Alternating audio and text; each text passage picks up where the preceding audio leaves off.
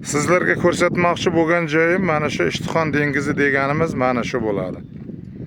Buni chegarasini ko'ryapsiz, qanchalik katta. Buni men kuzda kiygan edim. Unda suv yo'q edi. Ho, dambani tagigacha borgan edim.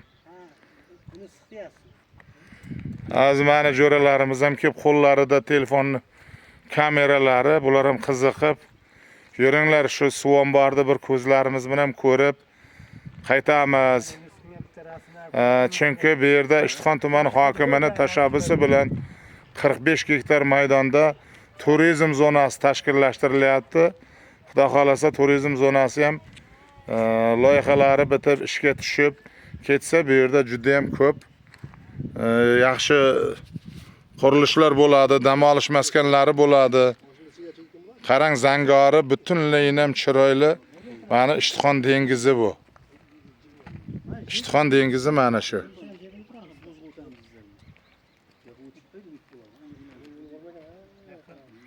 Ana shu.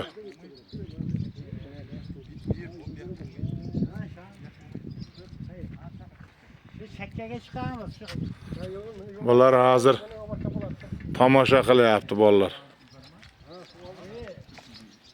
Suv qanday ekan? Voh. Cho'milinglar. Bolalik deysiz-a? Aha.